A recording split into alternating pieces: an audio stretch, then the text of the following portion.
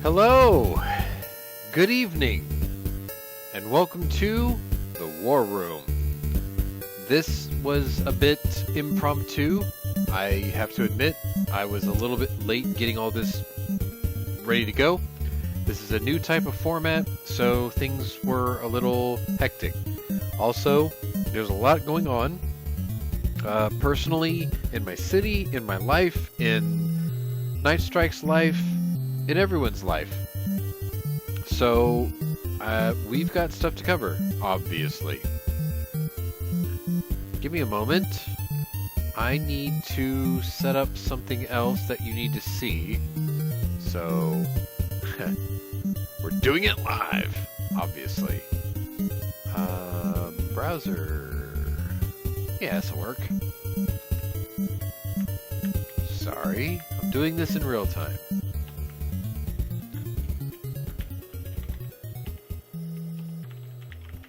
I completely forgot that I need to add this. Oh, my bad. I wasn't supposed to play that last part. Sorry. Sorry. We don't need that. That's the wrong thing. All right, so let me get you guys caught up because obviously I have made a complete hash of this. Uh, I had to reinstall my operating system because I had broken Windows 11 to the point that it was unusable. And I needed features back to make things work the way I need them to. So it is what it is. I'm trying to add a source, so give me just a second. Let me figure this out. And he doesn't know I'm doing this, so I'm sorry. Let's see if it just lets me do it like this. I'm trying to figure this out in real time, and I know I'm being a terrible host right now. But it was something that I have been pressuring Night Strike into doing, and hopefully this will bear fruit because he did something frankly wonderful. Let's see if that works. There you go. Okay, so obviously because I can't do anything else on the page right now, I'm going to go ahead and share this. Let me shrink this down just a hair so it fits on the screen properly. But for those of you who don't know, Mike, Night Strike, he has created a website called Strike Gunworks. And he is in the process of making something with his new 3D printing capabilities. And one of the first things that I asked him to implement onto his site is the tack sack, which was something that I wanted to do ever since the company that originally made them stopped doing it. And I thought, I'd like to have one of these because for those of you who know me, either through the internet or personally, I built myself a 50 Beowulf AR-15 pistol in a 12.5 inch configuration, and it's got a color-filled Spike Industries snowflake lower with a bunch of anodized blue goodies all over it. So, in keeping with tradition, I wanted to be able to put a foregrip of some sort on this pistol, and the obvious choice after putting a rainbow unicorn on the receiver and a bunch of blue anodized goodies was a giant saggy blue ball sack. Because what else completes the image of an absurd rifle pistol in a completely absurd caliber? 50 Beowulf, which this is my second 50 Beowulf, so perfect, right? So anyway, Mike took it upon himself to get the 3D printer, figure out how to print it, and now he is offering them on Strike Gunworks. What you're seeing on your screen is his website, strikegunworks.com, and he offers these in different, obviously, iterations, as you can see, and they do come with the mounting hardware, which you don't see on here, and you have some epic color choices because me being a cynical son of a bitch, I gave him a few ideas. So blue balls, obviously, and chocolate salty balls for those of you who like something a little darker in kind of a black walnut color, and gang green if you are like Scott who likes everything green. So gang green balls are also available. For those of you who are worried about vertical foregrips and tack sacks, I have a copy of the ATF opinion letter that confirms that the tack sack is nothing more than an attached ornament, meaning you can put them on a pistol or a rifle. They are not a vertical grip. And as long as you don't mind people laughing at the fact that you're cupping a pair of balls on the bottom of your rifle, uh, this is how we got around the vertical foregrip. So I will be posting pictures as soon as the set he sent me are attached to my 50 Beowulf. But I just wanted to give him a fair plug because he has put in the work and he is also working on many other things like polymer 80 type frames for ARs, the CZ Scorpions, the 61 model from way back in the day, AR-15 types, you name it, he's going to have it in there eventually. But I wanted to give him a fair plug because he has absolutely put in the work, and I'm going to let you know that I'm buying a 3D printer as well, the larger version, and I'm going to dabble in it a little bit as well. And if anything, I will just help him do what he's doing because I'm not trying to turn a profit on this. He's doing this because I asked him to, and I think it's kind of funny and it's also kind of useful for you guys. And we just want to have a little bit of fun with it. And if anything that he sells helps fund his efforts to uh, improve GunTube for those of you who use it to stream your channels through it, then so be it. But he's put in the work. I think he deserves the plug, and I'm glad that he was able to get some results. So there it is, Night Strike Gunworks. It's strikegunworks.com with a Y, but you can see it there. So anyway, let me go ahead and drag in my co-hosts. I know Mike's busy. He said he's had something to do, but I'm going to go ahead and drag him into the room, even though he's muted. And I've also got Scottish Naya, Scott P79. So good evening to you, sir, and welcome.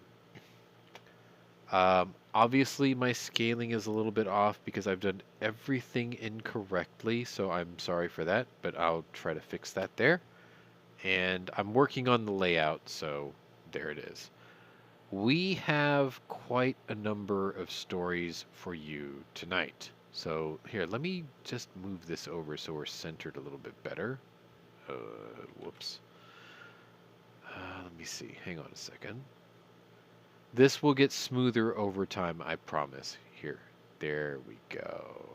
Right about there. Yeah, okay. Our avatars are a bit more centered. My initial plan for this, for the way I broadcast these shows, is when my co-hosts are not quite as afraid to show their faces on camera. What we'll do is turn our cameras on, and then you'll see our ugly mugs. So there's always that too. That's better. Let me go ahead and address those of you who actually made it to the chat on the YouTube side. So Shady Hill, the finest of apes, and Terry Sher. Good evening to all of you. I don't have to call it 12.7 by 42, but I know exactly what you mean. You're right. Alexander Arms sort of coined 50 Beowulf, but you're right. 12.7 by 42 is technically the same caliber. But I'm really happy with it. Like, I love the one I built. It's like 2 or 3 years old, and I'm not gonna lie, I've only put about 4 rounds through it.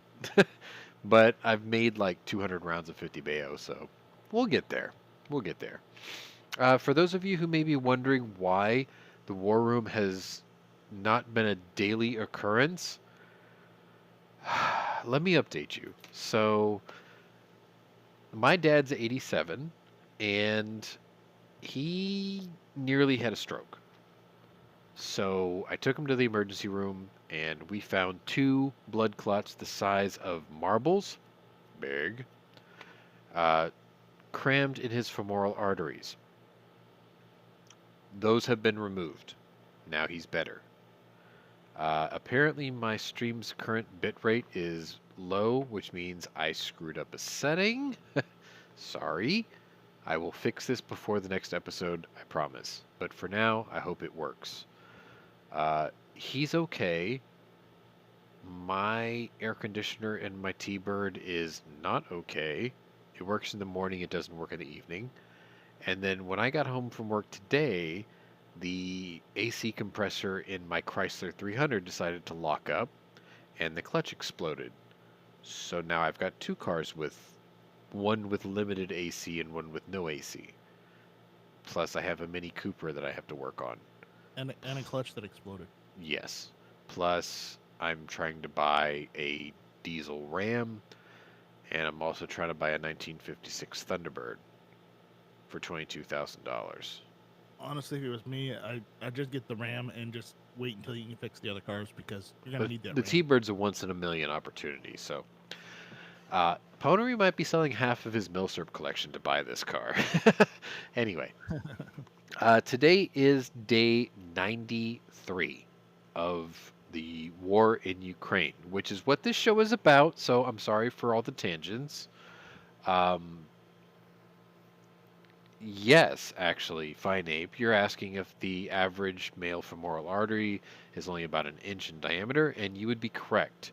And the marbles-sized clots, which were calcium deposits, that were removed from each of his femoral arteries, measured 12 millimeters in diameter. I wanted to keep them in a jar so I could show them to you, and they wouldn't give them to me. Liabilities or something. But he's okay. It's really funny because I get up in the morning and he's lumbering around my living room and he's complaining about how sore his thighs are because they had to make pretty good sized incisions. And then I jokingly remind him that consider how well you are walking compared to the way you did a month ago. He's moving around without shaking now because he can feel his knees and his feet now. His nerves are actually working, so he's not, lumbering about with no feeling. And he was like, yeah, but my thighs hurt. And I'm like, yeah, you're probably just more embarrassed that they shaved you downstairs and you look like a 5-year-old choir boy down there. But hey, look on the bright side. It's cool and breezy down there because today was 103 degrees. Yeah. Wow. Yeah. So he might be, what's the word? I think this was from Austin Powers. There's nothing more, what was it? There's nothing more, or what is it? There's nothing more exciting than a shorn scrotum. It's breathtaking. I suggest you try it, Dr. Evil. When he got his balls shaved. At the age of 12, they ritualistically shaved my testicles. It's breathtaking. I suggest you try it. I think that was the actual quote. Anyway, Finest of Apes. The same thing about Viking pleasure cruises? Possibly. No, that's Viking river cruises. There we go. Yeah, the Viking cruises is travel in comfort. Because I remember that Viking broad talking about it. Oh, I used a Jimmy word, broad. No. If you watch the SNL skit he did, Yeah. years ago, for the interview, he's like, he did a Dr. Evil return skit, and Dr. Evil's like, you should take a Viking river cruise. It's breathtaking. I suggest you try it. Yes. So, Fine Ape says at a certain age you just got to accept that it hurts and it probably still works. Yep. I am 43 years old now, and I think I look good for my age. And I have two girlfriends. One is a year younger than me, and the other one is 16 years my junior. And I will have you know, no, I dropped one and it came back 3 days later. But I will have you know that you're going to need a hip replacement in relatively short order. No, I will have you know that both of them know that he'll just get steel pins. That Bionic hip. Pwnery's equipment still works, and it only hurts the day after, but I put on a strong face so they don't know that. I believe there's a cream for that. There's a hot bath. There's a lot of Bengay. There's a lot of stretching, and there's a lot of hot baths, and there's a lot of therapy. Ice. But the equipment works. We're good. We're good. Just saying we're good. One came back after I let them go. Obviously, they're hooked on the sauce. That's all I'm saying. Anyway, I'm not going to turn this into a Pwnery's porn escapade. I don't know. It's just sorry. funny. It's just funny. Okay, funny. I'm trying to address things in the chat without tangenting off. So, Pwnery Keep asked going. me turbo diesel RAM. I am currently waffling between a half-ton Laramie Longhorn Ram 4x4 with the pasta diesel, which is the 3-liter turbo diesel. They have been getting better and better and better for the last 10 years. I am familiar with the engine because I have been to Italy where it came from, and they've been there for decades. It's a good motor, but it doesn't get you the same power and torque and usability as a Cummins. But if I'm willing to spend a couple $1,000s extra, I can have the Cummins 3/4 ton Ram, which I prefer, but then that sort of kills the whole idea of having an efficient diesel in terms of miles per gallon. And it's way more truck than me personally that I need. Because the heaviest thing I'm going to tow is a gooseneck trailer with my T-Bird on it, which is only about 5,000 pounds. Whereas the Cummins 3/4 ton can tow like 20,000 pounds. It's overkill. But I'm not saying I'm against it. It's just there's pluses and minuses here. If I get the half ton with the Ram box toolboxes and I put a fifth wheel on it, it can tow 12,800 pounds, which is more than I need, and I can average something between 25 to 30 miles per gallon, which is perfect for a guy like me in the 4th largest city in the country. And it's still 4-wheel drive, and it'll do what I need it to do. And I still get the remote start button like my Chrysler 300 has, and I get the 8-speed automatic transmission, which is what my Chrysler 300 has, and it's quite a good gearbox. So it's like, there's that.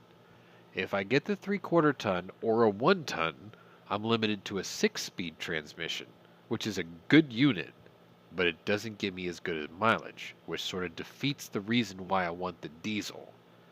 And then the dark horse in the room is I'm still considering buying a 2014, because it's the last year model, of the Toyota FJ Cruiser, and then drive it on the 4-liter V6 that it comes with until it explodes, and then doing a Cummins 4-cylinder turbo diesel swap on that, because I have a friend who has one of those, and it's brilliant. And all of this still predicates on the fact that I'm not trading the T-Bird, and I still have a 2012 Mini Cooper S. So it's like, I have other means of conveyance. I'm just trying to get something a little more me, because I don't really do small cars. Yes, I bought the Fiat 500, but I bought it out of necessity. Yes, I have the Mini, but it was given to me. Okay, yeah, you're saying it gets about 10 miles to a gallon whether you're towing or not.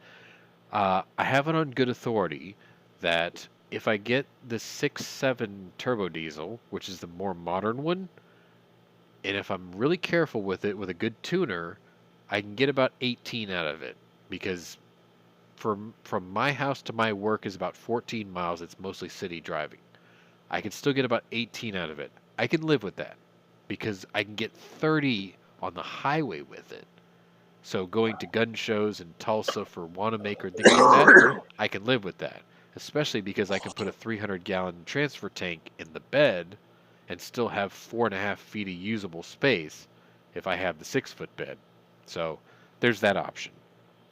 But if I go the pasta diesel route, I guaranteed get 30-something miles to a gallon out of it on the highway because I got 2 extra gears in the gearbox. I can still put like a 150-gallon transfer tank in it and still have a 5th wheel hitch. So it's like, the pasta diesel is a 3-liter. If I'm lucky, I can get 300,000 miles out of it if I'm easy on it and I do the maintenance, which I'm not a stranger to the maintenance. It's just, I know the Cummins will give me 500,000. I know it will. Everybody I know who owns a 5.9 or a 6.7, 500,000 miles with regular scheduled service. It's a solid engine. I love Cummins. I put them in Jeeps for years. So it's like, it's what I'm familiar with. It's just, it's way more than I need. And like one of these days, truth be told, I'm going to build myself like a 1950 to 52 Ford F1, which is like the Sanford and Son Ford pickup truck. I want to get one of those, step side, regular cab, obviously, and I want to put a Cummins 4BT, 4-cylinder diesel, because it's like 200 horsepower and like 380 pound-feet of torque, and put like an 8 or a 10-speed automatic, like the new Allison 10-speed. If I could stick that in a 51 F1 Ford, dude, that'd be awesome. Because the bed of that step side would just be like a 200-gallon fuel cell, and I could drive from like here to fucking Vancouver in one fill up. It'd be great, and it would look cool. Anyway, enough vehicle talk. That's coming later. My car's running fine. The AC is just a little wonky in the hot part of the day. My Chrysler needs an AC compressor. I'm going to drop it off Tuesday, get that replaced. I went to Carvana today. Carvana. Ooh. Get this. I paid $18,000 for that Chrysler 300. They offered me $20,542 today for it. I'm seriously considering selling it because I found a 2018 Lincoln Continental all-wheel drive, twin turbo, fully loaded, AC and heated seats and everything. Grandpa. 29,000. That's basically my dad's car. I love Continentals. I've always loved Continentals. I do too. And if I could put my grandparents mom had and dad in it for a couple of years, because let's be honest, my dad's 87. It'll probably be his last car. I'll let him drive it and pray to God he doesn't curb all the wheels. And then Watch, I'll live another 10 or 15 years. yeah, and then let my mom drive it a bit, and then I'll end up with it. It'll be fine. Or hit a light in the parking lot. Wait a minute. I have to address something. Fine Ape says you're going to need better quality stainless exhaust, one that's not going to fold when you get it red hot. I may or may not know where you can find some in canal. Here's the problem. The finest of apes. I have a 2012 Mini Cooper S sitting in my driveway. Turbo. It has in-canal valves. In the last 16 months, it has burned 2 in-canal valves. They're garbage in cylinder heads. They're great for gas tubes, but they're utter garbage for intake or for valves. Right next to me, I've got a bag with 16 new heat-treated stainless steel valves for that Mini. But I'll keep you in mind. I'll keep you in mind. They'll be fine for exhaust, sure, probably. But again, I live in Texas. Like rust isn't an issue down here. All right, so sorry, that really super tangent. Let me load up the stuff. Keep going. So we have a new format here on the War Room, as you probably know. I only do these on Fridays now because I wanted to be able to go back to my old content. Gun reviews, this old Gats, penny arcades, stuff like that. I also got to I don't think I dragged you in here before I did it, Mike, but I plugged the whole website and everything already. I spent No, I the saw. first 10 minutes. I saw. It's just food was ready and I No, couldn't it's get cool. it. I know, it's okay. I wanted to make sure that you knew that I took care of it. Okay. So the new format is sort of like my old week in review type chat. So we're going to give you coverage from the time between the end of last week's episode till today. So my first story is going to come out of you from Saturday, which would have been day 87. and then I'm going to take you all the way into today, which I believe is day 93. And then if my co-hosts here have anything they want to add, they're more than welcome to, and they can hit the screen share button, and then I'll blow it up on the screen so you can see whatever they're showing to you. I didn't have time to put in the text for today's thumbnail, but there's a reason that there's a T-34 tank on your screen right now, because Pwnery is very good at reading the future, and a T-34 will be coming to a Ukrainian war near you, probably within the next 60 days. Just an idea. And I'll tell you why, because I have a story that will prove my point. We'll get there. I promise. It's the last story I have to present to you today. So, it doesn't look like we've been lagging, which is good, even though I forgot to fix the bandwidth thing. I promise you I'll fix it by the end of this episode. I don't want to change it now and possibly screw up the stream. But, damn it, I just brain farted. Sorry.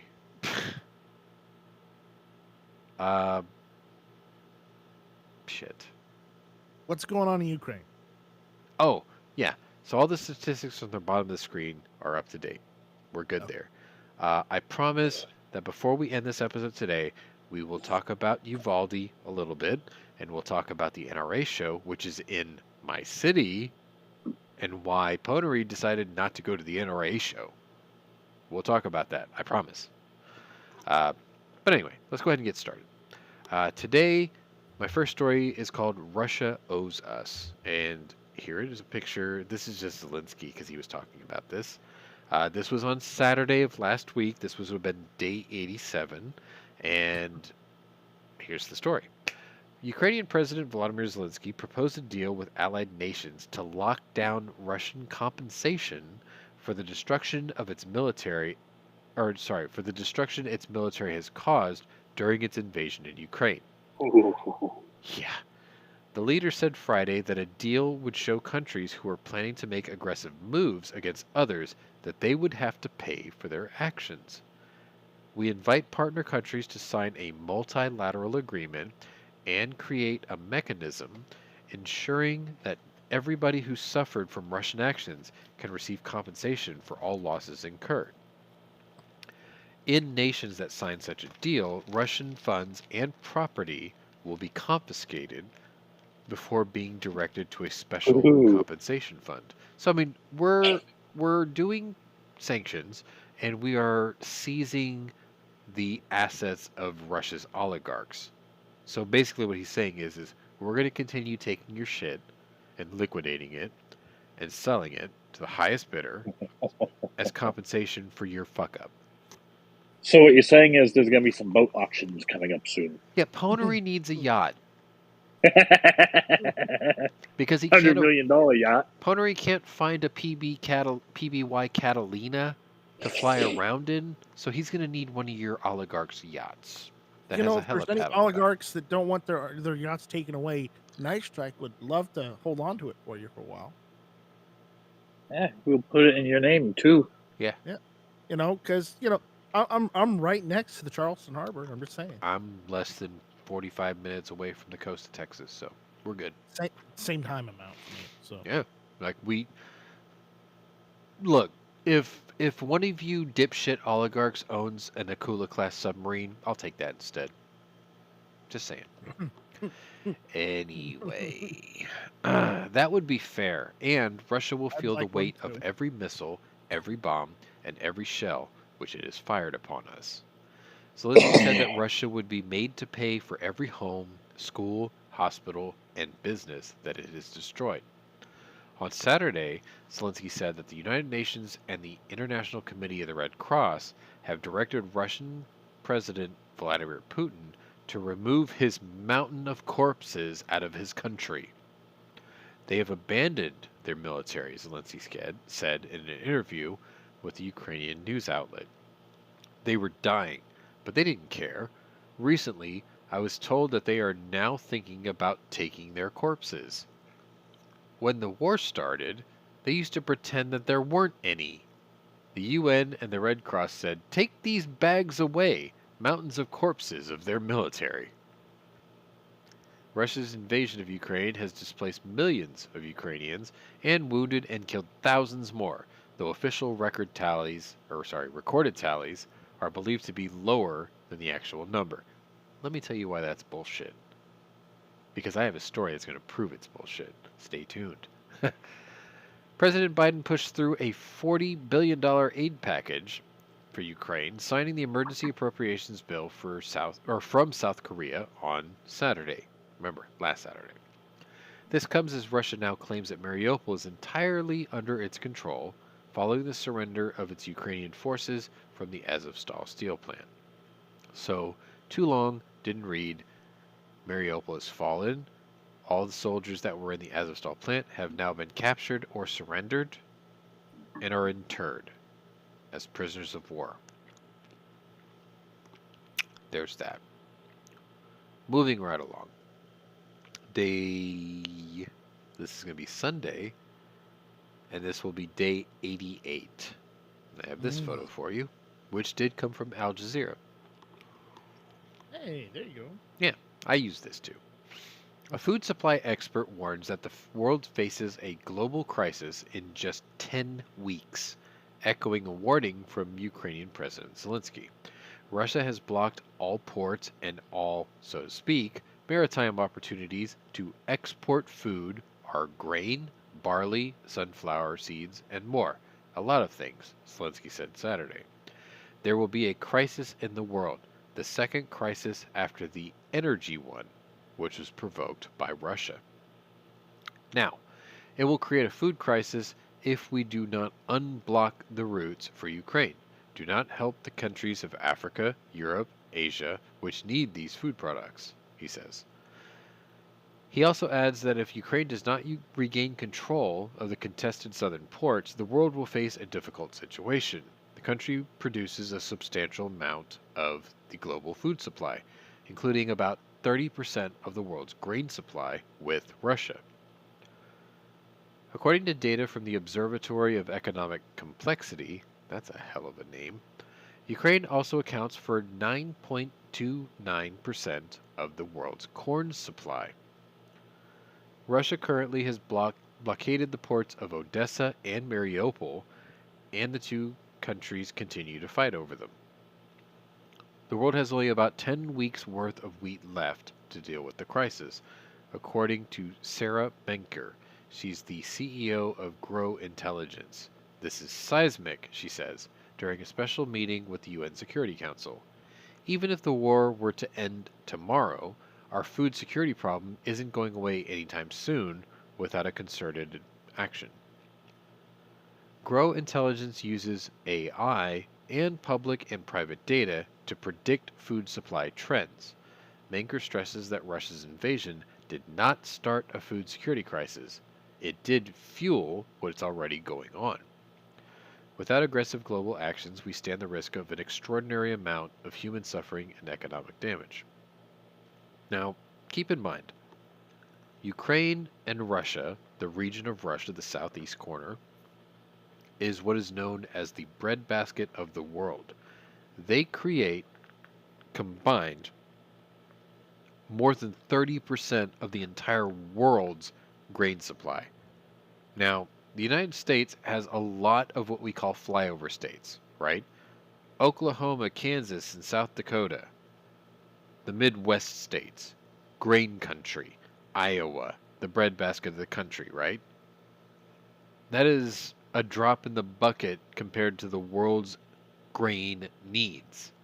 When a country as small as Ukraine, which is only about the size of Texas, and the southeast corner of Russia, if you take the region where they grow this, which is only about the size of maybe 3/4 of Texas, produce 30% of all the grain in the world. That's a lot.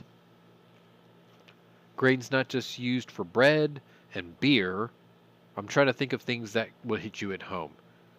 When there's these kinds of crises, this is what goes up in value.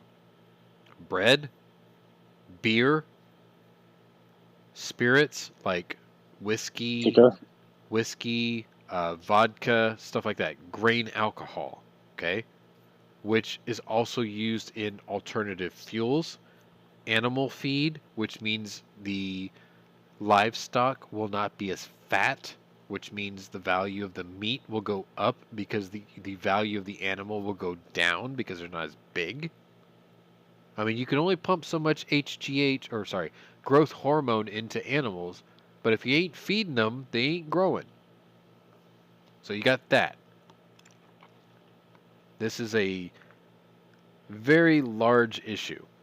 Now, for those of you who follow me on social media, especially in a community called Our America Politics, I know Scott's part of it, I put out what I called a primer on basic inflation, which I sort of equated that the one major contributor of inflation in today's modern society is fuel prices. And I laid out the whole case, and I didn't find a single person who objected to it.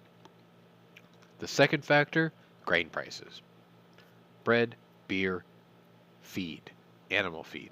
You can't drink your beer, you can't have your sorghum, which means the Chinese can't have baijiu because America is the biggest exporter to China of sorghum, so they can make baijiu.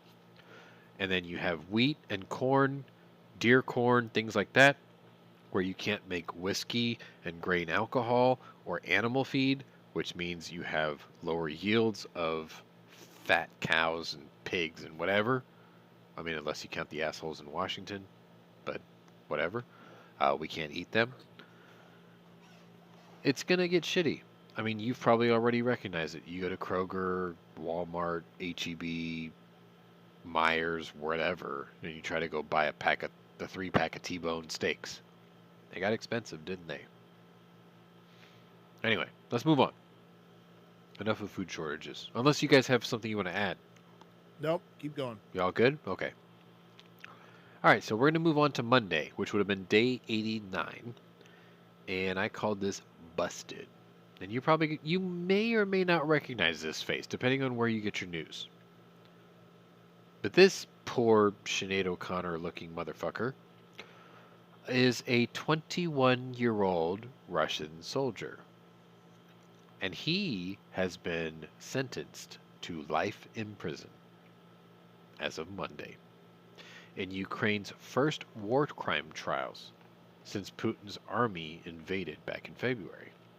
His name is Sergeant Vadim Shishimarin, and he pleaded guilty, no contest, last week to shooting a 62-year-old man in the head in a village in the northeastern Sumy region in the early days of the war.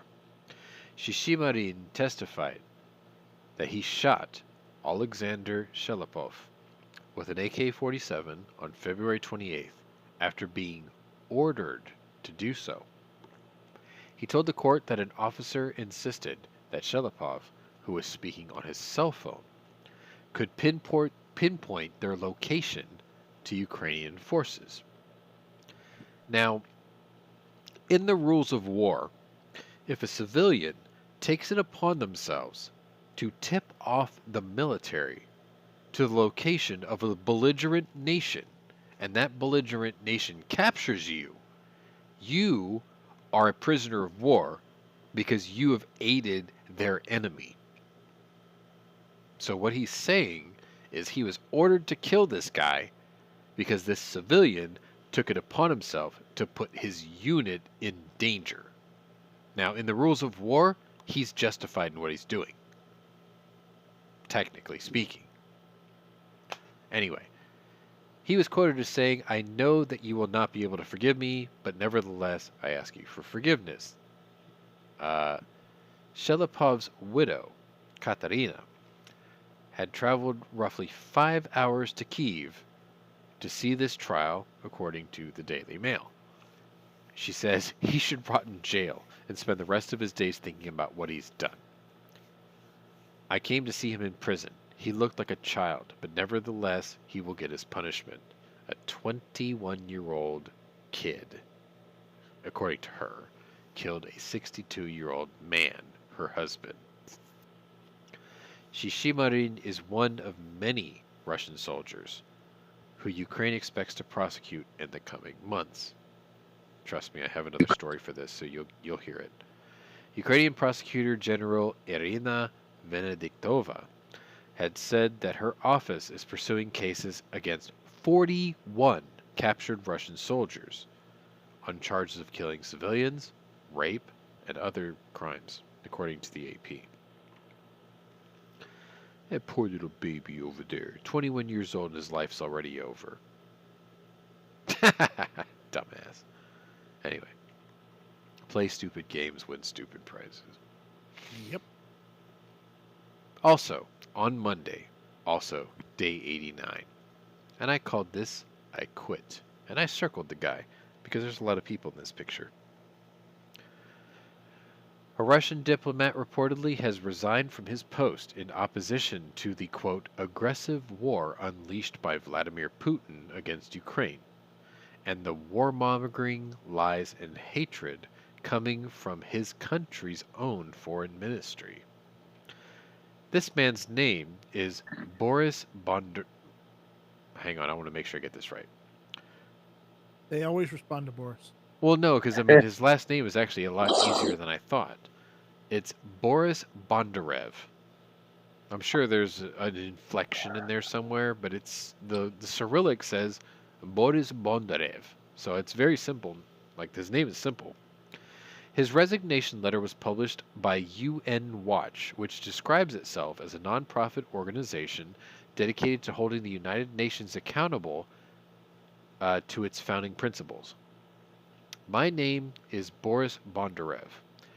In the MFA, Ministry of Foreign Affairs, of Russia since 2002. Since 2019 until now, counselor of the Russian mission to the UN office at Geneva. So this guy hangs out in Switzerland. For 20 years of my diplomatic career, I have seen different turns of our foreign policy, but never have I been so ashamed of my own country as on February 24th of this year.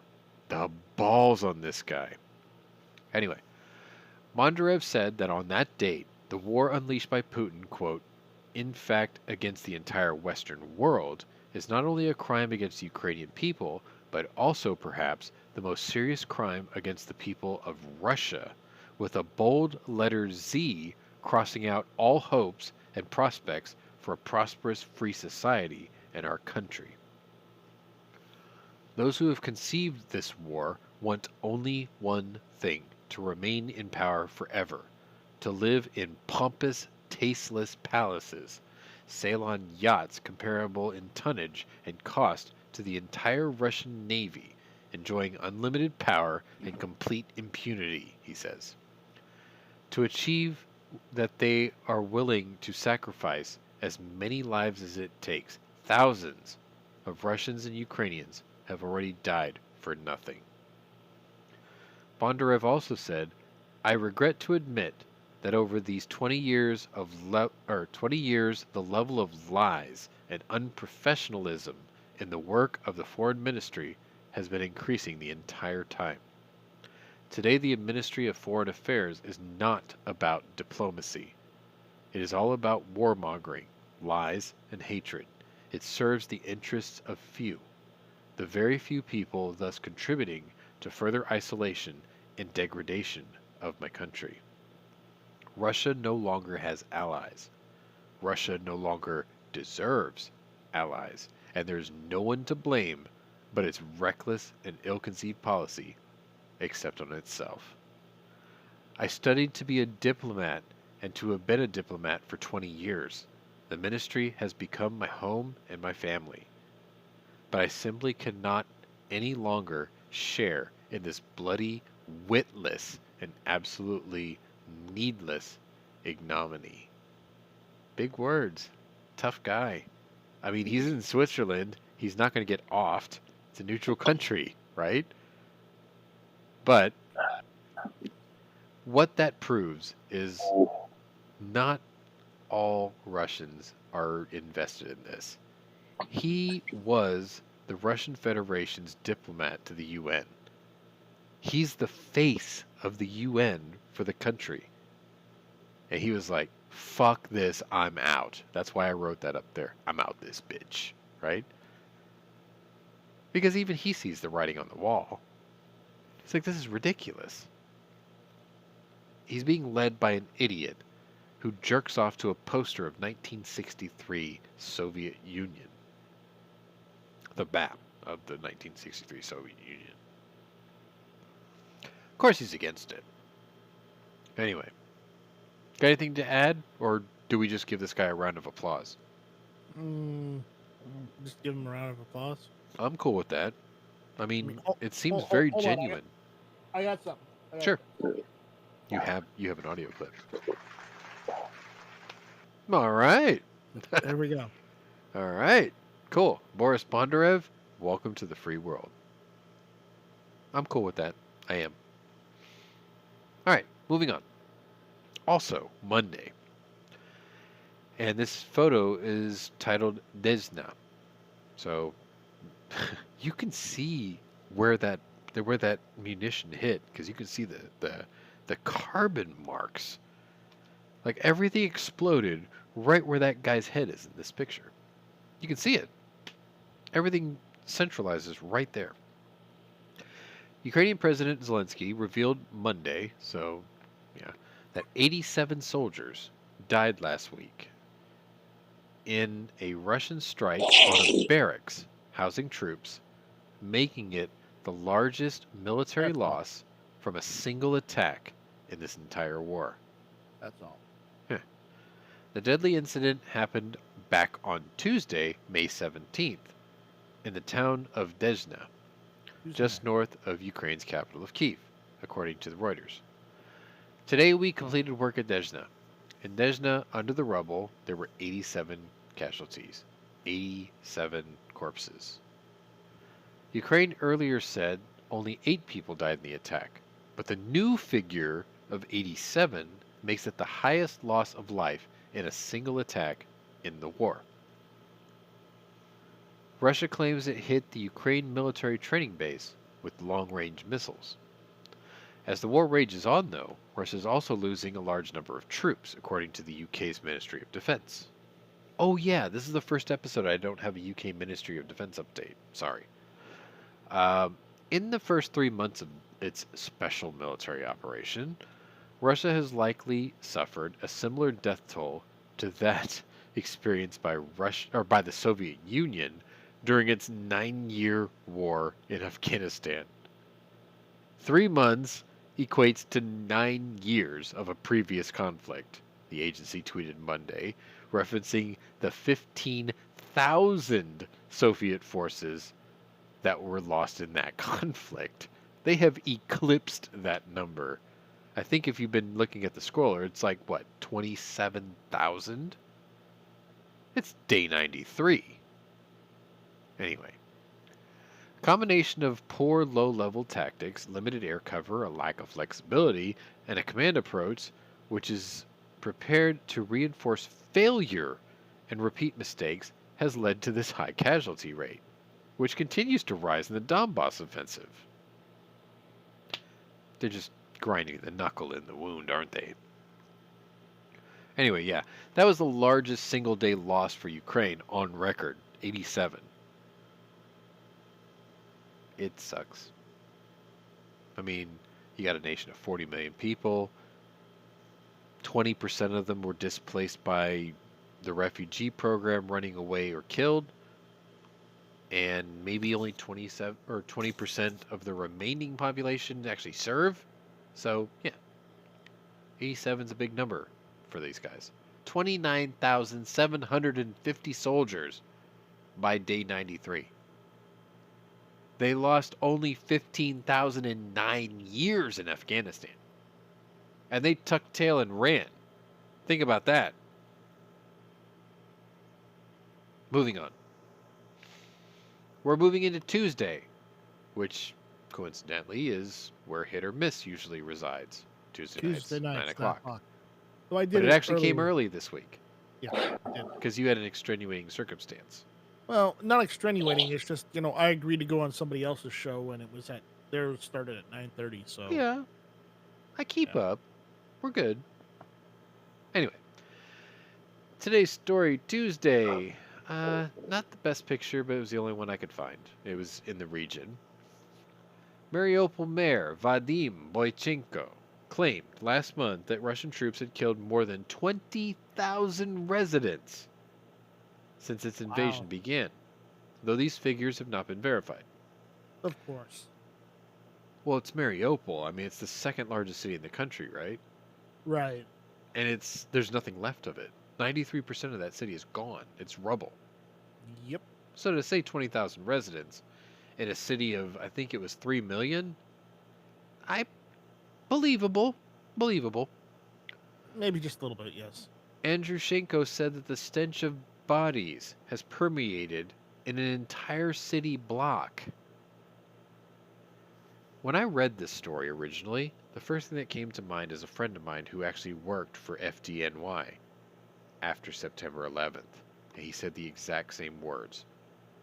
The stench of bodies in a city block was unbearable. Sounds familiar, doesn't it? It does, doesn't it? It sucks. Mariupol city residents reportedly refused to collect the bodies after Russian-backed forces implemented a series of steps residents were required to take in order to receive a, quote, free burial. A state-owned corporation from Donetsk, CADLR, known as Ritual, has been put in charge of exhumations and burials in the war-torn city, reported Ukrainian news outlet Pravda. But the Russian-backed separatists required Mariupol residents to wait in line with the deceased body at a designated morgue and claimed that it was just, quote, discovered, or to record a video of the body and claim that it was killed by Ukrainian forces. Yeah, I don't buy that. I don't buy that at all. According to Mariupol city residents and officials, residents refused to comply with the Russian demands and left the dead for the Russian troops to deal with. Yeah, you deal with it, assholes. Andrushenko said that the bodies are now being placed in bags in what has become a makeshift morgue in the middle of the street. The city has turned into one giant cemetery. Gross. The majority of Ukrainians have fled the port city with an estimated 100,000 remaining behind. Ukrainian officials have warned that Russia will have another humanitarian crisis on its hands if it does not figure out how to get clean drinking water to those who still remain in the city. The lack of water, food, electricity, and medical accessibility has plagued Mariupol for weeks amid Russia's near-complete destruction of the city. But Boychenko warned last week that Mariupol now faces an epidemiological challenge. That's a big word. Epidemiological. Has plagued or challenge that has increased the threat of infectious disease. Plague and things like plague, obviously. You don't want to be near several things if you're a living human being. You don't want to be near decomp. You don't want to be near feces. You don't want to be near spoiled, rotten blood, because it does very bad things to the human body. What is he doing? The Polish hammer is trying to get in. Listen, Oh, Jesus. we're an hour in. You missed it. Sorry. I can't do this. We're almost done, dude. Yeah. Anyway. Where did I leave off? Oh, yeah. The city is on the brink of summer. And summer requires even more water. Obviously. The fact that today the drainage is not working in Mariupol because bodies clog the streets is discerning. The sewage is not working. It is unclear what Moscow's plans are for the besieged city now that it has fallen to Russian forces.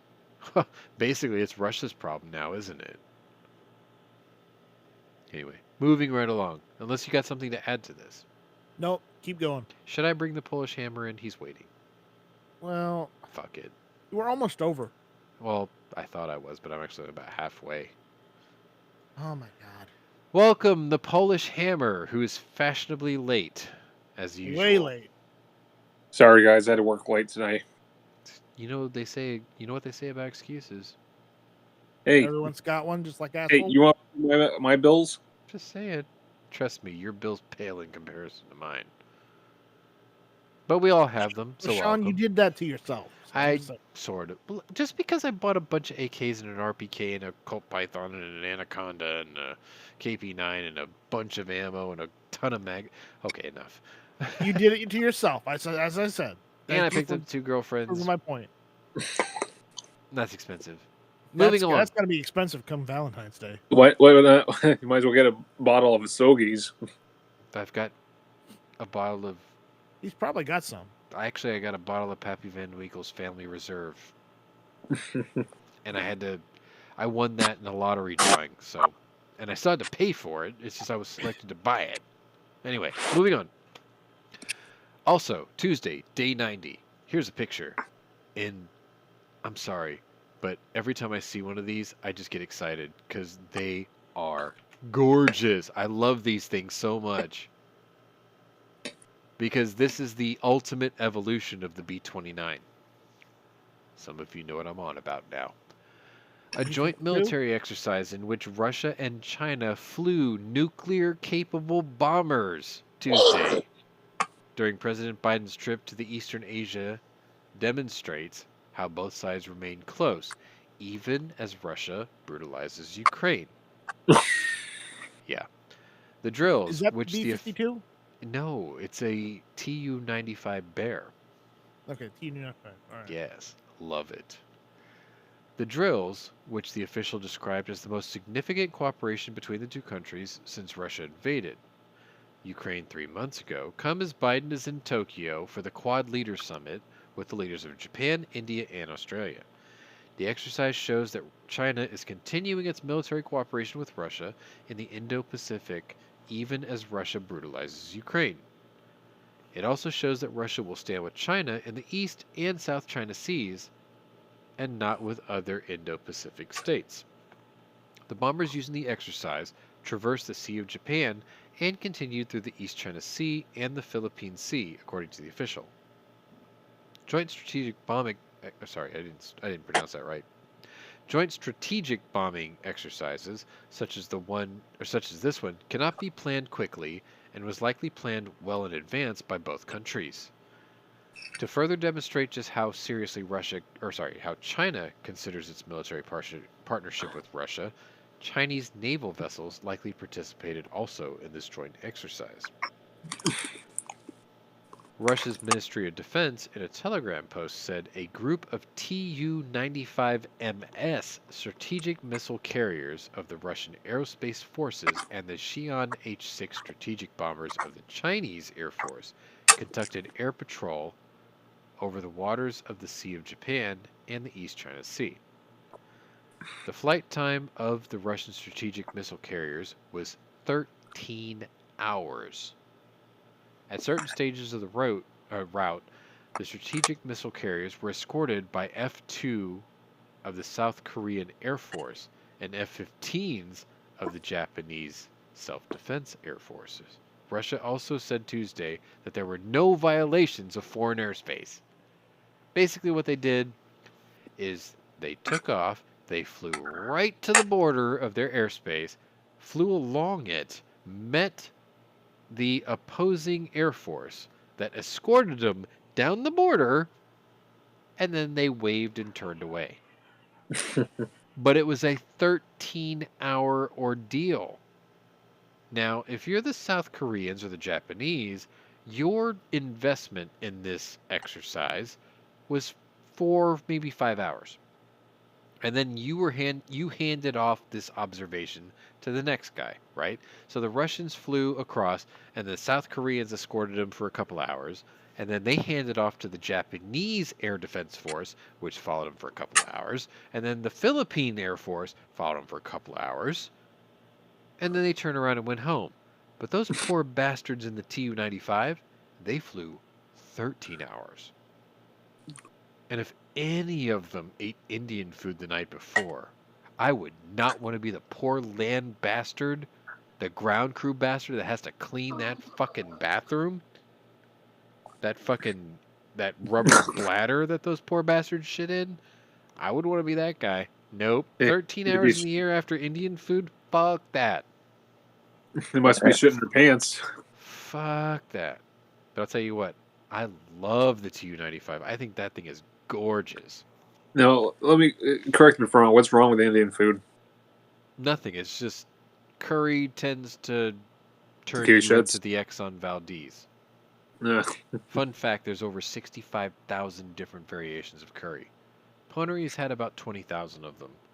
They're wonderful, but I become the Exxon Valdez, much like everyone else.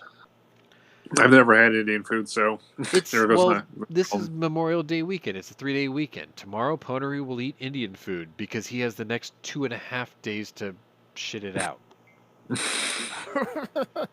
Anyway, So what you're saying? If I visit you in Houston, we do not go out for Indian. no, I'd take you to Bear Paredes. Like, if you hopped on a Greyhound to come to this NRA show so we can all go pick on stupid Beto followers, I would let you carry my RPK on a sling, and I would probably carry my equally as long AR-10 on a sling, and we would poke fun at protesters, and then we would go eat at an Italian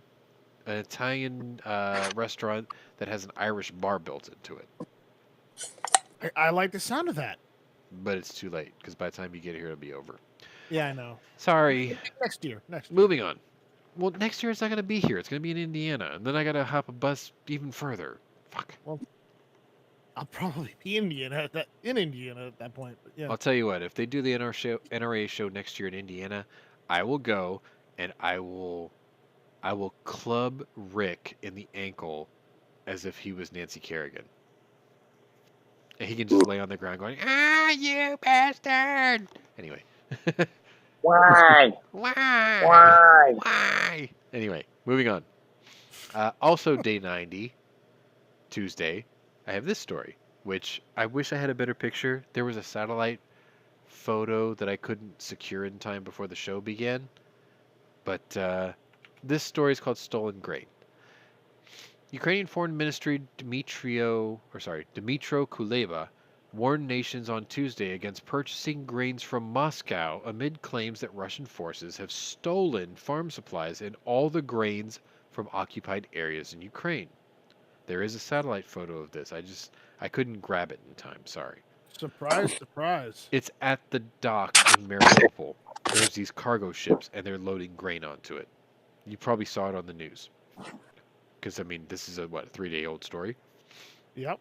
Russian thieves steal Ukrainian grain, load it onto ships, pass through Bosporus, and try to sell it abroad, he says, in reference to a narrow Turkish strait that separates the European and Asian continent. Apparently, Turkey's not enforcing that blockade, by the way. Oh, FYI, Sean, Yes. doesn't it sound familiar? Maybe. Stalin? Maybe. If Turkey's Also known not it- forcing that blockade, then maybe we should, not listen to them about NATO. No, they let us pass through. That we have impunity. We can pass through. That's already been established. Anyway, let's see. Russian thieves steal Ukrainian grain, loaded onto ships, pass through the Bosporus, try to sell it abroad. This is that Turkish strait. I call on states to stay vigilant and refuse any such proposals. Don't become accomplices to Russian crimes. Ukrainian President Zelensky confirmed earlier this month that Russian forces were stealing its grain and exporting it to third nations. Not third world nations, just third nations, like other countries. Zelensky would not say which countries were involved in the illicit enterprise, but said Kyiv was in constant communication with foreign embassies in an attempt to circumvent the theft. They occupy our ports, and now they're taking out our goods, he says. I don't want to name specific countries who are behind our backs making these deals. He doesn't want to call them out because he thinks that they're just taking advantage of a good deal. But it's still a shitty thing, right? Yep. Anyway, Zelensky claimed that these nations have openly supported Ukraine in its war against Russia and have condemned Russian President Putin during his deadly war. But he You know, alleged what? I was going to mention. It's funny how Putin's been actually our enemy now after Bush was in office, Yes, because Bush and Putin, they were like good buddies sort of. to a certain extent. Anyway, Are I you thought I'd bring it jerking up. off on your mic? He might What? be. Are you jerking off on your mic? No, Well, stop doing whatever you're doing to your mic. I'm not doing anything. It sounds like Hold on, this. hold on. That's what it sounds like. Stop doing it. Anyway, There we go. Fixed. where see you made me lose my space. Yeah, you got okay. all to call me. I was jerking on my fucking mic. What the hell, dude? Sorry.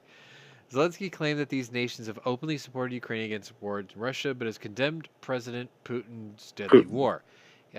But he alleged that they are also negotiating with Moscow on purchasing the stolen grain in an attempt to secure a cheaper price. I already said that part. UN officials have been sounding the alarm that Russia's war and blockade over Ukraine's Black Sea ports will have a devastating effect on global food supplies. Before the war, Ukraine was responsible for contributing more than 10% to the global wheat market. Though it is unclear how exactly Moscow's wheat exports may be impacted by the war and international sanctions, Russia was also responsible for another 20% of global exports, meaning 30% of the world's wheat supplies could be in jeopardy this year. Russia has not only been pummeling Ukraine for more than 3 months, but it has essentially enforced a trade blockade from the Black Sea. I'm about to get interrupted. Anyway, it's a no-go zone for commercial shipping. General Mark Milley told reporters on Monday. Many countries in the world depend on Ukrainian grain. Odessa is a major port for Ukraine. It's also their last port, by the way. It's their access to the sea and the outside world, and it becomes a significant vehicle by which grain, for example, is exported and other commodities are coming out of Ukraine. Because of sea mines, and because of the Russian fleet, and because of the risks associated with it, that has not happened here now, going on almost 90 days. That is a one fiscal quarter. Milley says that it remains unclear when Ukraine's ports may reopen.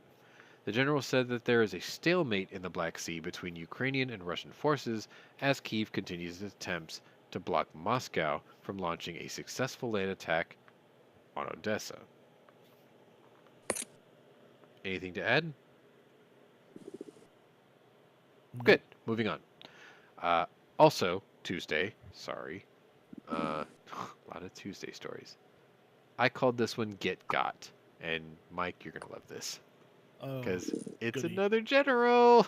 Oh, are we talking about the one who the one in the plane? Picture right there. A retired Russian Air Force Major General was reportedly shot down over Ukraine on Sunday. So it took him a couple days to get the confirmation. Konomet Batashev, 63, is a top Russian military commander and former Major General. According to reports coming out of Russia, Batashev was killed over the weekend after his Su-25 attack plane was shot down in Ukrainian airspace. Multiple subordinates confirmed Batashev's death to the BBC, but requested to keep their identities anonymous. Sidebar.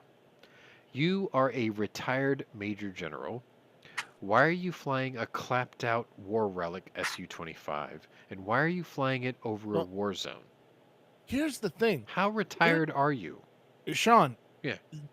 I do have something to say about him. Go ahead. I looked up on this, Sure. and apparently he got kicked out of the military for doing something stupid. Okay. Yeah. What stupid thing was that? Nice try. He crashed a plane. He crashed, I think, a cargo plane or something. Okay. When he and another Russian Air Force officer went and took it for a joyride. What an idiot. Yeah. Anyways, apparently it was said that he had he personally owned an Su-25, and Oh, so he was on buried top in it. on top of that, it's also been said that he was serving the Russian military under a mercenary capacity Ah, okay. because he got kicked out of the standard Russian military. He could only join the fight as a mercenary. See, what I don't understand is the picture that I put up there today is he's standing in front of an Su-35 flanker. Yeah, I know. I don't Yeah. get it either. That's a good-looking jet, by the way. Um, No argument. if the reports of his death are true, Batashev would be the highest-ranking pilot to be killed during the Russian invasion in Ukraine. The continued resistance to Russian expansion has frustrated Putin's military. Top commanders expected Ukraine to fold easily in the beginning days of the war. It is not immediately clear why the retired commander was piloting an attack aircraft on the front lines of the conflict. Both sides of the conflict are experiencing heavy casualties, with Ukrainian civilians in danger alongside invading Russian forces and Ukrainian resistance. The Office of the United Nations High Commissioner for Human Rights, you've heard me say this before, OHCHR, has reported 8,533 civilian casualties in Ukraine, including 3,942 deaths and 4,591 casualties. But we know for a fact that those numbers are way low, because every time they dig up a building, they find dozens or hundreds of bodies. What are you doing, dude? I'm moving my tablet, all right? I'm Give me about a to break. move you back into the green room. Do it. Sean, dictator. Sit still. All right, let me put on mute. All right, sorry. Goddamn. Jesus. You're killing my ears. Anyway. The Office of the United Nations High Commissioner for Human Rights has reported, I already read that part. The chairman of the Joint Chiefs of Staff said Monday that the U.S. is still a ways away from any possible decision on whether to reintroduce U.S. troops to Ukraine. At the end of the day, any reintroduction to U.S. forces in Ukraine would require a presidential decision. Well, we're not getting that, are we? We're not getting that because he's trying to take away all our guns so he can give them to the Ukrainians. We'll get to that. So we're a ways away from anything like that, General Mark Milley told reporters at a news briefing. Milley did not elaborate regarding whether he was referring to low-level planning for U.S. forces to potentially secure a diplomatic presence in Ukraine or potentially for other activities. We're already in other activities, a lot of them. Yep. Training, repairs, guidance, and now we're guarding the embassies. So, yeah, okay. Moving on. Wednesday, we're moving up. Look at that, we're moving on up. Here we Moving go. on up, moving Soldiers. on up. Yeah, to the east side. Actually, yeah, I think the Ukrainians want to move back into the east side, all the way up to Moscow. Anyway, this is a pretty good story. Russian lawmakers passed legislation eliminating. Now, when I first read this story earlier in the week, this was different. They had raised the bar. Now they completely eliminated the bar. They're like, fuck it. Russian lawmakers passed legislation eliminating the existing age limit on serving in the military on Wednesday. Russian military service had previously been limited to those between the ages of 18 and 40 years old, but now the new legislation removes the upper limit. Russian President Vladimir Putin has yet to sign the legislation into law, however. Timeout and sidebar. We know, and we have on good authority, that the Russian military has conscripted students of the Russian military academies on the Western Front of Russia. Those are people at the ages of 16 to 18. So they've already eliminated the lower threshold. Now they're just removing the upper one. Today, especially, we need to strengthen the armed forces and help the Ministry of Defense. Our Supreme Commander is doing everything to ensure that our armed forces win, and we need to help. This came from State Duma Speaker, also known as another lapdog, Vyacheslav Volodin. Wow, I read that in real time. Nice. Sorry, patting myself on the back. The Russian military has sustained heavy losses since opening its invasion of Ukraine in February. Estimates suggest that the country's military has lost over 15,000 soldiers, with up to 35,000 wounded. Bullshit, 29,750, actually. According to the UK. Foreign Ministry, sorry. Russia's war in Ukraine has faltered in recent weeks, with Putin withdrawing his forces from around the capital city of Kyiv and focusing back east. The UK Defense Ministry has also reported that Russia removed several top military commanders for poor performance in the Ukraine invasion. Many officials involved in the invasion of Ukraine will likely be increasingly distracted by efforts to avoid personal culpability for Russia's operational setbacks. It will be difficult for Russia to regain initiative under these conditions. Look, just put it in layman's terms. You bit off more than you can chew, and you obviously don't know what you're doing. That's what they're saying. That's all they're saying. And they're not going to put their name out there for repercussions from their own government. Because we all know what happens when there are repercussions within the Russian military. You go, "Hail Stalin," and then you're shot. I saw that movie. It was called The Death of Stalin. It's comical satire, but it's pretty accurate. Jeffrey Tambor plays like one of the bad guys in the Russian military, by the way. I forgot who. But it's a great movie. If you've never seen it, there's a movie called The Death of Stalin. It's super political satire, but you can't help but realize that what they're doing is they're telling you the truth. They're just twisting it so bad in comedy to make you laugh about it. But yeah, the atrocities are there. You can't miss them. You know, it's funny, Sean. A lot of people think Stalin's actually a hero in Russia. He's a sawed-off little fucking runt. He I killed don't 21 understand. million of his own people. Fuck him. I really don't understand how people think he could be a hero. No, but he had a great set of he had great hair and a good mustache. And Sure. apparently the people think that will carry him throughout everything. Fuck that runt. Moving on. Yeah, fuck Stalin. Ha, I said it. Moving on. Fuck Stalin. Also Wednesday, I've got this photo, which is pretty pathetic seeing them on the ground like that.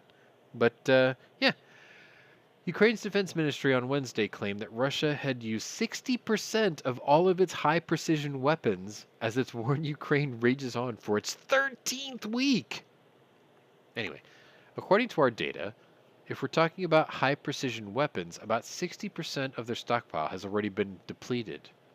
This came from the deputy head of the ministry's chief intelligence directorate. Timeout. Well, let me finish the sentence. His name is Vadim Skibitsky, and he said this in an interview that was translated for the Ukrainians. But the sidebar is, do you ever start thinking that they just keep adding more complicated words to make their titles seem more important? Like, let me reread this. Deputy head of the ministry's chief intelligence directorate. It's like person who went to Walgreens to buy the KY jelly to slather it on their hands to grease the fluffer who set up the porn star, right? It's the same kind of thing. It's a simple job with this really complicated title. Or am I just overreading into this? You're overeating. No, deputy head of the ministry's chief intelligence. It's like, so you're the assistant of a guy who's not doing his job, is what you're saying. Okay. I'm just trying to simplify things. You don't have to make a complicated title. Anyway. The official said Russia's Iskander missile, a short-range ballistic missile system, was just one of the weapons that Moscow is having a hard time replenishing. Severe international sanctions and a war that Russian officials believe has already lasted far longer than Russia was prepared for have left Russia scrambling to replenish and repair its wartime needs. Skibitsky claimed Russia has changed its tactics and became more cautious over the number of missiles it fires at Ukrainian targets. They're like, hey, listen, don't fire 50 missiles. It only takes 3. That's basically what he's saying, right? Don't waste so many fucking missiles. These things Right. don't grow on trees, let me tell you. Anyway, Russian forces are relying on a combination of ballistic, cruise, land, naval, and air-based missile defenses in its battle for eastern and southern Ukraine.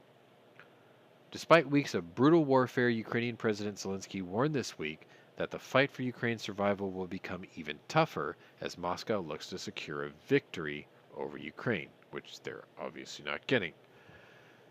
The coming weeks of the war will be difficult, and we must be aware of that, he says. Yet we have no alternative but to fight. Fight and win. The occupiers want to take away from us everything we have, including the right to life for Ukrainians, he added. Zelensky said that Russia is replenishing its fighting force by relying on its reservists as death rates reportedly continue to rise. Russian lawmakers also passed legislation Wednesday saying that it will eliminate the existing age limit, we already covered this, on those who can serve in the military. Men aged 41 and older will now be able to be conscripted, not volunteer, conscripted into Russia's military ranks once Putin signs the bill. So he's basically raising the draft age. But while Russian President Putin is able to send in additional bodies, replacing its artillery appears to be another matter completely. Zelensky said Russian forces have levied nearly 1,475 missile strikes by using 2,275 different missiles, along with another 3,000 airstrikes made by Russian aircraft.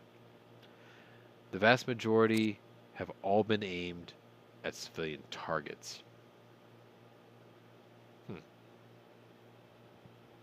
Got anything to add? Nope.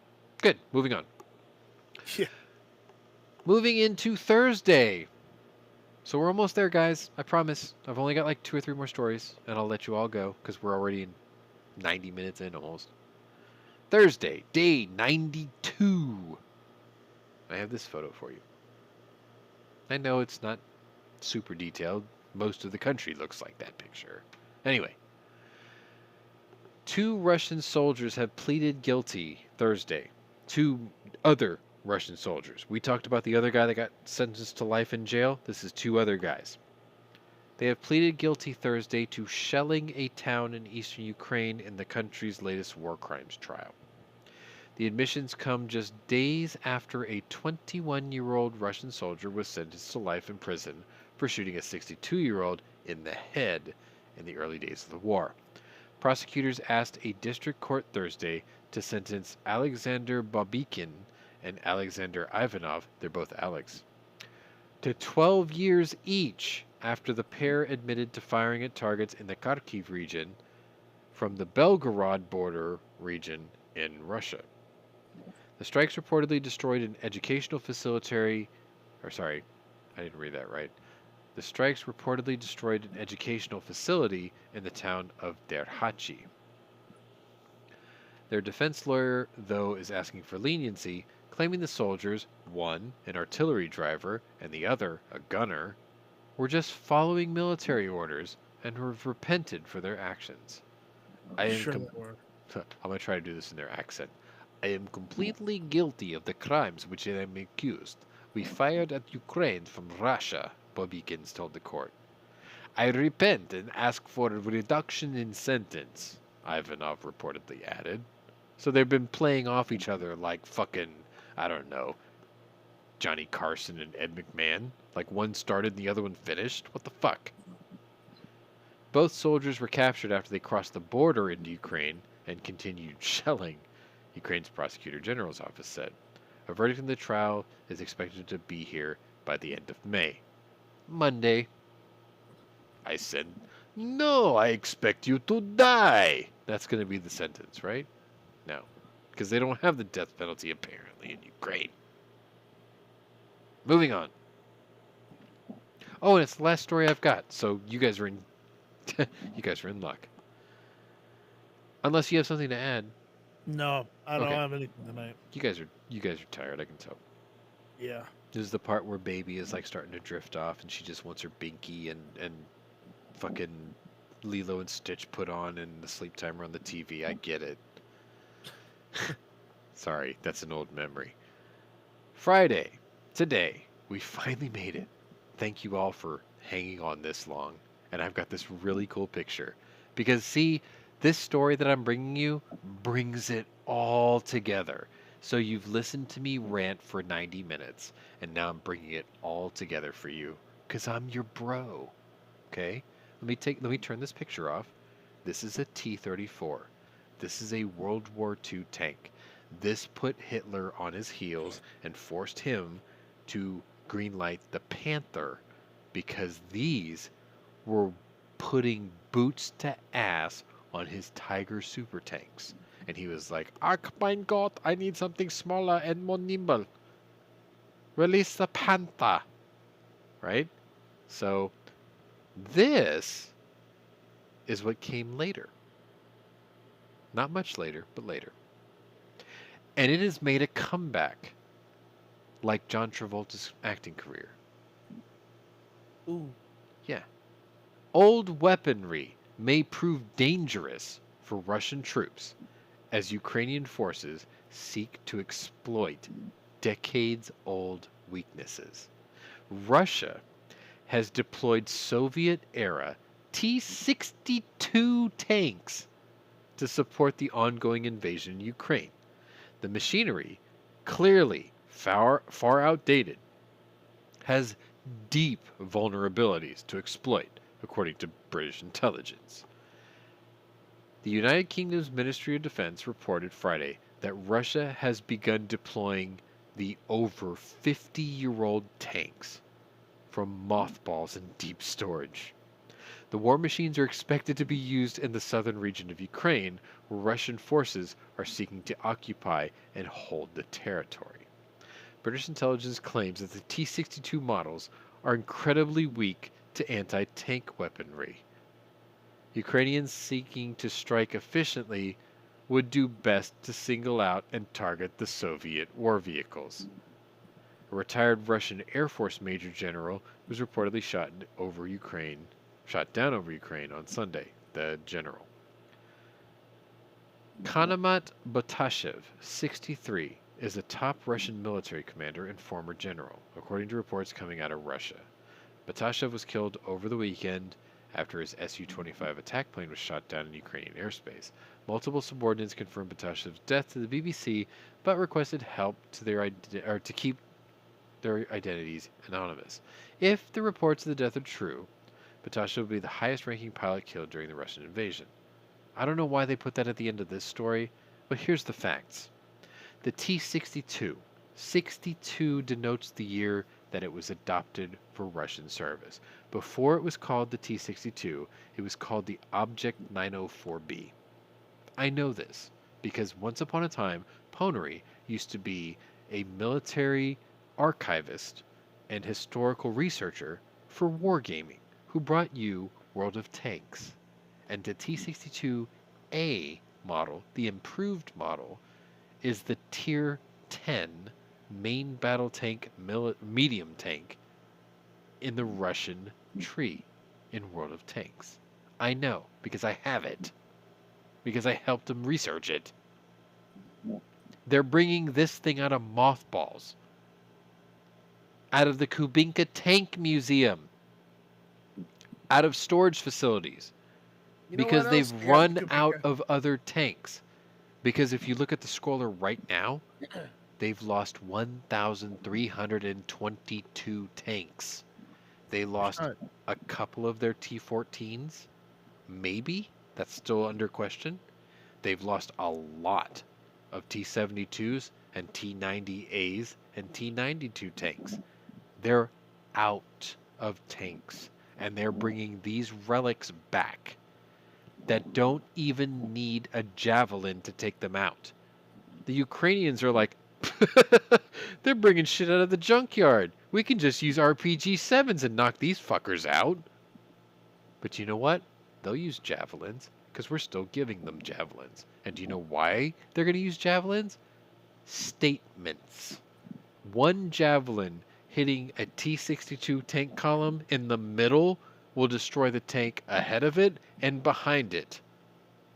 And the guy in the middle that they aimed at. Of course they're going to use javelins. They're trying to make a point. Get the fuck out of my country. I think it's hilarious. I think Mike and Scott and I still need to hop a charter flight because I'll take a T-92. I'll tow a T-62 behind it. I could put Texas classic plates on it. And then we can, if they have any T-72s, we might as well take those two, just because they're Fuck lying it. around. Yeah. I'll just take a even 92 though- towing a even though- 72 with a 62 behind it and stuff it with as many Ukrainian super hot refugee women I can find and just build my harem. Why not? My girlfriends don't listen to this podcast. Can you tell? Well, Anyway, a T-90 is just the upgraded T-72. and the so it doesn't matter what- T-92A is just an upgrade of that. So It's still T-72 at the pace of it, so I'll take them all. you know. I mean, I'm looking for diesels. So But as I said before, we were talking about this before the show. yes, But you know what else is at Kuminka? we're not taking the Maz. No.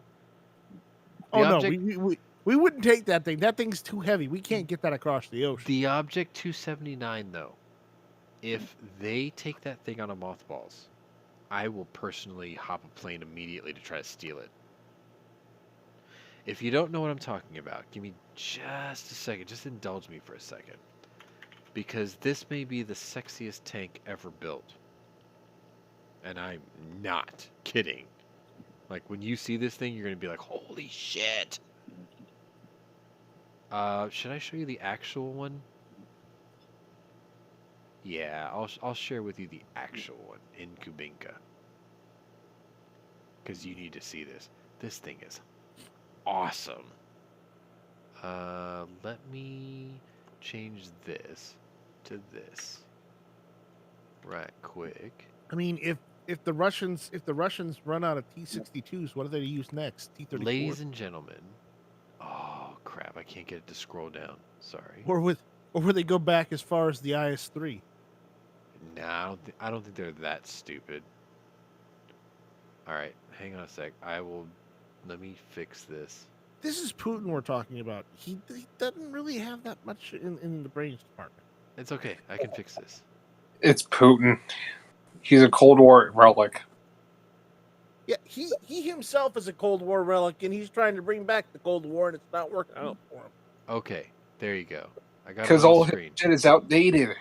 I got it on the screen. It's not the greatest, but there you go. That, ladies and gentlemen, is an Object 279. They only built 2 of them. It is a nuclear capable or nuclear resistant tank. It has 4 sets of tracks. It has a 130 millimeter naval cannon for a main gun. It is glorious. I have seen this tank in person in Kubinka. It is glorious. If they put this thing back in service, I will steal it. Hmm. Because it's hot. Gotta have it. Anyway. I think I have wasted enough of your time. Unless you guys have anything to add. Now that you expose this, you think the Ukrainians are now wanting to steal it? Well, maybe. Why not? You know what, Ukraine? Go steal that tank. Go steal it. I'll come get it from you. It's cool. Anyway. If you guys don't have anything to add, I'm starving. I haven't had dinner yet. Oh my God! I still have to go What have we told you drive and before? get Go it. get food before you start. Fine. Well, I didn't have time. Because when I got Uh-huh. home, the Chrysler was dead. So I had to go address that. Anyway, Oh, the Chrysler. I'm going to play this. And I'm going to thank you all if you made it this far in the chat, which I'm not sure if you did. But I promise you, I will fix the stream settings and all that good stuff. And this was the War Room. This was day 93. I am only doing this on Fridays now, so it'll kind of be like a week in review type situation. But if you're new to my channel, welcome. If you're a regular here, welcome back. Either way, check out my other playlists and see if my other interest might be of interest to you. I did just wrap up Series 2 of State of Decay 2, and I'm going to bring you something really special in the coming days because it's Memorial Day weekend. And the one thing that I forgot to mention that we were supposed to talk about was the NRA show. Didn't get around to it. And the other thing that I wanted to get around to was, what was it? What was it? Shit. Indulge me for a second. We can always talk about it tomorrow. No, that wasn't it. I have a couple of games for you. I have a This Old Get that I need to record tomorrow. I guess that's it. You wanted to don't know. talk about something about the government. You know what? Let's go ahead and do that. Welcome to Overtime. We're going to do this for just a few minutes. I'm out of here. You guys have fun. See ya. Have fun. Anyway, I live in Houston. Today is the NRA show. Today, we are 3 days removed from the elementary school massacre in Uvalde, Texas. So, Right. all jokes aside, no background music, no nothing. We're going to be very serious for a second. This entire event this week was an absolute shit show. And if you are a Texas resident or a parent of somebody who lost a child today or back then, a couple days ago in Uvalde, you should be furious at the police response. As the details of the situation have come out, what we have seen is absolutely disgusting. Scott's asleep. Anyway, Just mute him. this is what we know. The kid was not involved in a high-speed chase. He walked into this building completely unopposed. He walked into this room of students. He was playing, quote, sad music, and he was saying good night, and it's time for you to die. What a piece of shit. There were 19 officers around this area. None of them entered the building. Why? The first person that entered the building was the man who put this kid down. He actually took a headshot in the process. Grazing, but a headshot nonetheless. The reason he was the first person on the scene is he is a Border Patrol special agent. His wife was a teacher there. She called him. He did triple digits to get there. He was the first person to enter the building. Why? 40 miles away with 19 officers arresting parents who were screaming at these cops, get in there and do something. Okay? What the fuck? Our governor, Greg Abbott, he just caught wind of this today. He is furious at what happened. The breakdown in communication, whatever. Right? He's pissed. Rightfully so. He's not the only one that's pissed. No, A lot of people parents that are found out pissed. about this today are pissed off. Exactly. Not just parents. Just the people who watch the news normally. Hell, Right. I mean, We love him, have a hate him. small- Even Yankees pissed off. We And have a he's always small pissed. army of anti-gun Karens and harpies screaming about guns. Why don't you put that anger where it belongs? The complete ineptitude of police officers on the scene.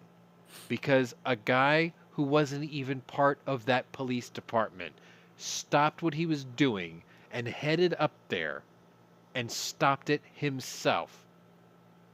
That's not... There's something wrong with that. I don't know what's worse: the fact that those children died because of incompetence, You know what their cop-out was? or the fact that the anti-gunners and the gun control people are harping on this when the bodies aren't even buried in the ground yet. You know what the worst part is? They're... Those Karens are trying to capitalize on a tragedy before the children even have a funeral. Their excuse was that the shooting had already happened, so why did they have to go in? What? Like, oh no, it all happened in the beginning. That's why we're standing out there trying to figure out what to do about it. What? You know, if it was me, I'd shoot them in the foot. No. No. I know for a fact that the governor is not going to hear this podcast.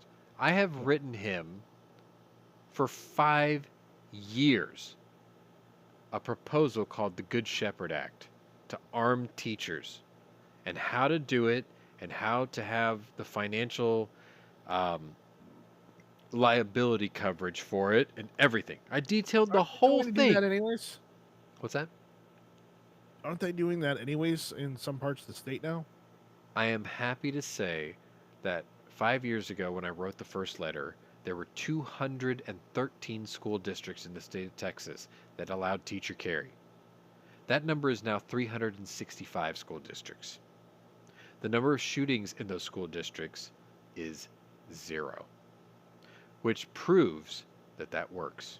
That deterrent works, which means my idea has merit, which is why I sent it to him again. And I sent it to the Texas Attorney General, Ken Paxton, again. And I probably won't get a response again because those guys don't see it. Some staffer, some useless staffer probably just pushes it off saying it's just an opinion, right? So I went further. I went to Joe Pags, who lives in San Antonio, who's one of the biggest political radio hosts in the country. And I heard him substitute for Hannity yesterday, and I emailed it to him. And the best part was, he had a co-host, who was I think a Texas Ranger or something in Dallas, and what they were talking about in the last hour of 2 days ago's show was everything I wrote in my email to him. So I'm hoping he read it. Anyway, all that bullshit aside, this guy goes into this building and takes that fucker out. Takes a headshot in the process, 6 staples in his scalp. 19 kids are dead, 2 teachers are dead. The husband of one of the teachers that died a day later of a heart attack. They say it's a broken heart. I'm not going to argue that. He lost his wife. It's a shitty situation. Robert Francis O'Rourke, 3-time political loser, a man with a culturally appropriated name, and not a single drop of Latino heritage or blood in him, showed up at the press conference and tried to politicize this event, and was promptly thrown out.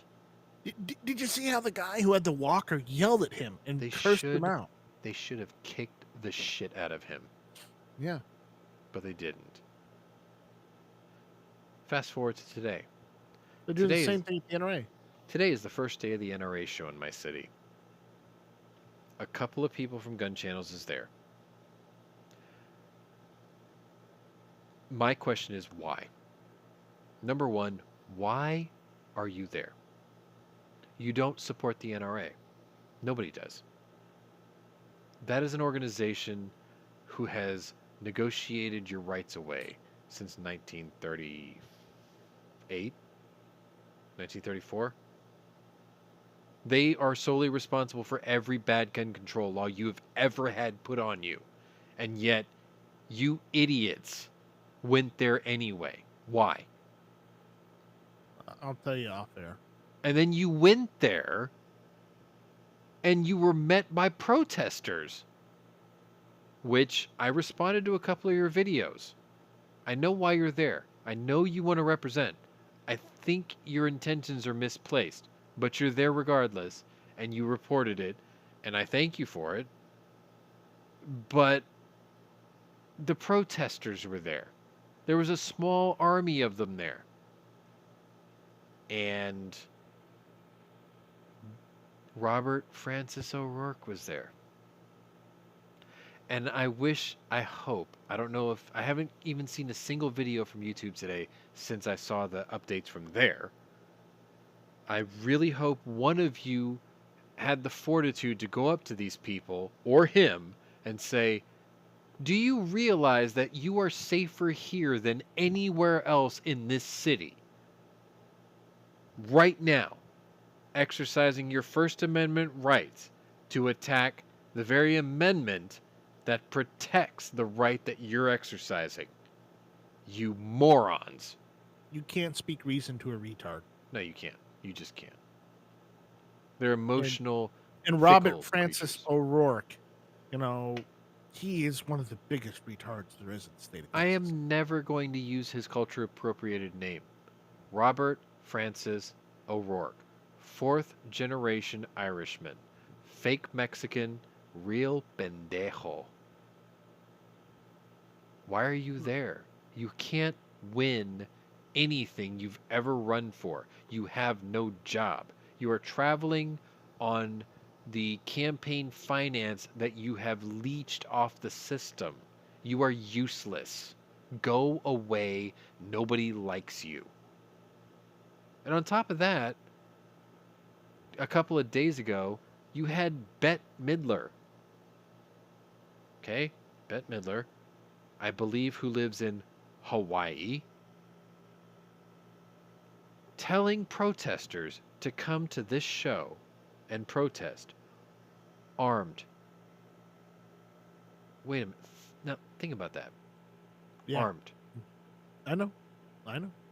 A person is telling people she won't go there, but she will instruct and incite an insurrection of sorts and put those people in mortal danger and tell them to bear the very thing, the arm, that they are trying to abolish. You can't make this shit up. You just can't. I know. So anyway, yes, the NRA shows in my city. Yes, I saw a couple of gun channels folks there. I still scratch my head wondering why the hell you came. But you're there, cool, whatever. You reported what you saw. Thank you. I have apologized on behalf of gun owners everywhere in my city. I'm sorry that you had to see the rampant stupidity of those idiots standing outside protesting. I bet half Not- of them don't even live in Texas. Yeah, of course not. Not realizing that they're safer there than anywhere else in this fucking city. Well, they don't care. Well, no, but here's a little background history. Pwnery didn't own a gun until he was 28 years old. I admitted it. I didn't own a gun until I was 28. But now I do. And what did it take?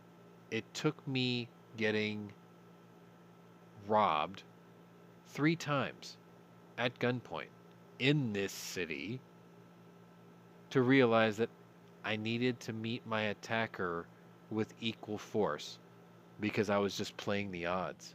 And I managed to get lucky 3 times. My friend's dad wasn't so lucky. He was gunned down a block away from where I work. So that's why I became involved.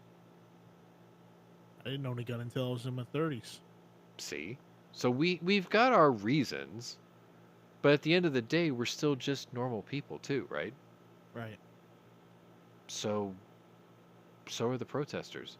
It's just their anger and their hatred and their Isn't this ignorance is completely misguided. You see, there's a thing. Gun control is a 2-letter phrase, right? Those who hate the gun only focus on the first word. The rest of us, who have either owned guns our whole lives or got into this game late like Mike and I, we only see it for the truth of the second word. That's what it's actually about. It's never about the tool. You can hate the gun today. You're going to hate the knife tomorrow. You're going to hate the rock the day after that.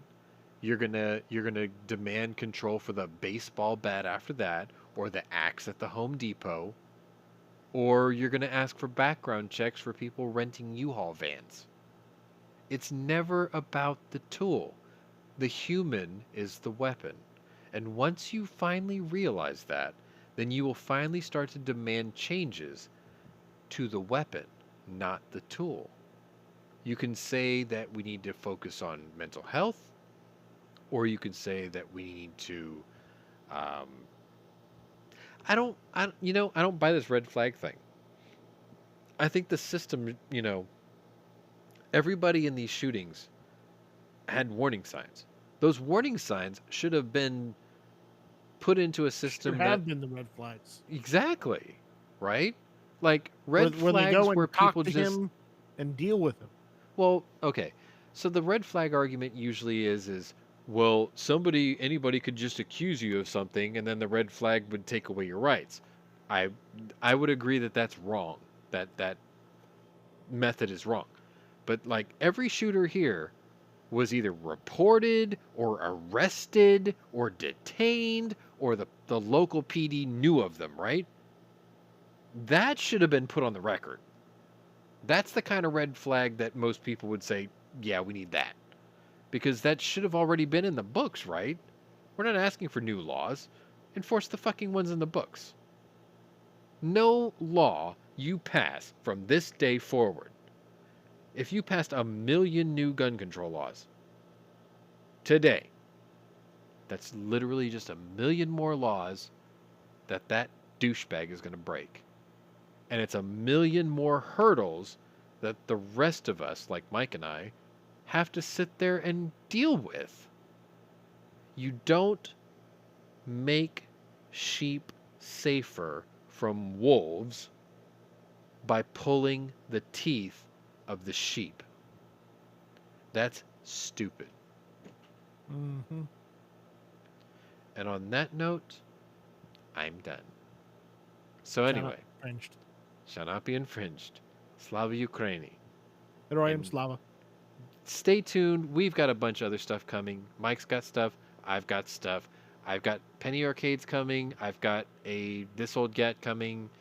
Thank you for putting up with us for 2 hours. I did not expect it to be this long. I'm sorry if it was a bit ranty. Yes, I'm in the City of the NRA show. No, I'm not going because I refuse to support a group that took away our rights. My money goes to the GOA, and so should yours. Fuck the NRA, and good night.